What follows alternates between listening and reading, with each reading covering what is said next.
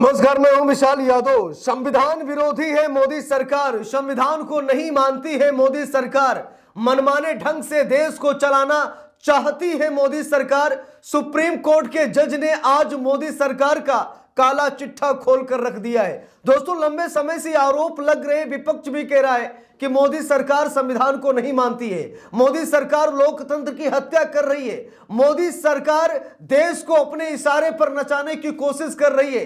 लेकिन मैं फिर कह रहा हूं कि यह देश किसी एक के बाप की जागीर नहीं, बल्कि 140 करोड़ देशवासियों का देश है। और यह देश किसी के फरमान से नहीं, बल्कि बाबा साहेब के संविधान से चलेगा। मैं ये बात कई बार बोल चुका हूं और आज भी बोल रहा हूं। अब जरा दोस्तों खबर देखिए।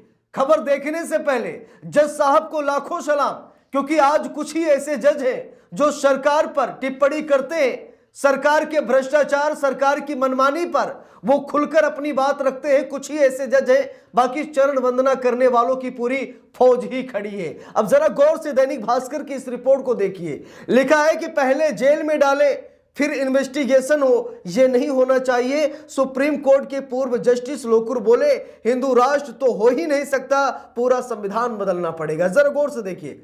सुप्रीम कोर्ट के जज रहे जस्टिस लोकुर ने कहा कि मोदी सरकार पहले क्या करती, जेल में डालती है, उसके बाद इन्वेस्टिगेशन होता है, यानी जांच होती है। भाई ये कौन सा तरीका है? यह नहीं होना चाहिए। संविधान में ऐसा कहीं नहीं लिखा है। पहले जांच होनी चाहिए, दोषी सिद्ध होना चाहिए, अपराध सामने आना चाहिए, उसके बाद उसे जेल में डालना चाहिए। लेकिन मोदी सरकार यहां पर मनमानी कर रही है, संविधान को रोंद रही है। सबसे पहले उठाकर उसे जेल में डाला जाता है, फिर जांच शुरू होती है। जांच कितने दिनों तक चल रही है, कब तक चल रही है, कुछ पता ही नहीं। अरविंद केजरीवाल की गिरफ्तारी में हम सभी लोग देख सकते हैं कि अरविंद केजरीवाल को शराब घोटाले में उठाकर जेल में डाला गया। 5-6 महीने तक जांच ही चलती रही। सुप्रीम कोर्ट ने मोदी सरकार को फटकार भी लगाई कि आप जिंदगी भर जांच करते रहेंगे, तो क्या अरविंद केजरीवाल जिंदगी भर जेल में रहेंगे?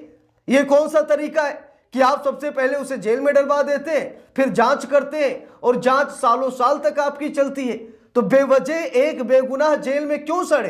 पहले आप जांच कीजिए, उसका आरोप जो लगा है उसे सिद्ध कीजिए, उसके बाद उसे जेल में भेजिए। लेकिन यहां पर अलग ही मनमानी चल रही है। लेकिन कुछ लोगों का आज जस्टिस लोकुर साहब ने नशा उतार दिया है। जस्टिस लोकुर साहब ने कहा कि कुछ लोग हिंदू राष्ट्र की बात कर रहे हैं, है कि नहीं? कुछ लोग कह रहे हैं ना हिंदू राष्ट्र भारत को बनाएंगे। भाई हिंदू राष्ट्र हो ही नहीं सकता, इसके लिए पूरा संविधान बदलना पड़ेगा।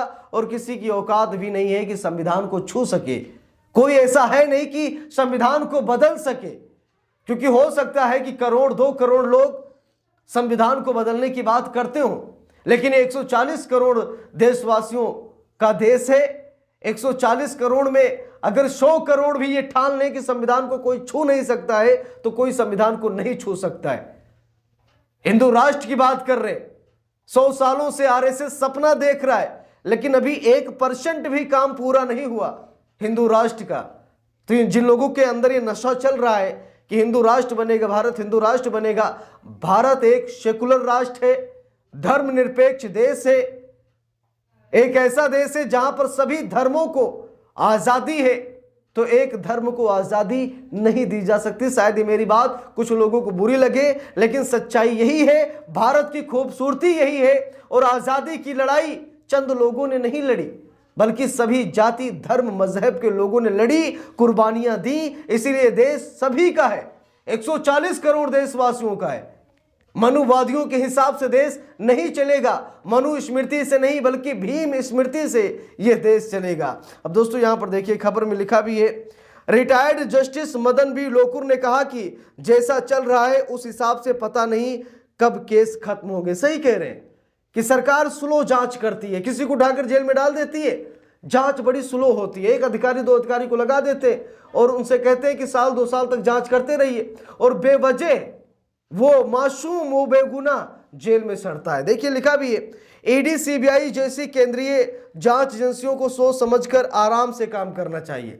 सुप्रीम कोर्ट के जस्टिस लोकुर साहब कह रहे हैं कि ईडी सीबीआई को सोच समझकर आराम से काम करना चाहिए। ऐसा नहीं कि सरकार ने इशारा किया और विपक्ष के नेता को उठाकर आपने जेल में डाल दिया। चाहे बात अरविंद केजरीवाल की करे, संजय सिंह की करे, योगेंद्र यादव की करे, मनीष सिसोदिया की करे, ऐसे हजारों नाम हैं जिन्हें बेवजह उठाकर जेल में डाला गया और आज सबके सब बरी हैं। यानी कि सरकार ने यहां पर ईडी सीबीआई का दुरुपयोग किया। देखिए लिखा है, ईडी सीबीआई जैसी केंद्रीय जांच एजेंसियों को सोच समझकर आराम से काम करना चाहिए। यह नहीं कि कुछ इंफॉर्मेशन मिल गई तो रेड करो, जेल में डालो।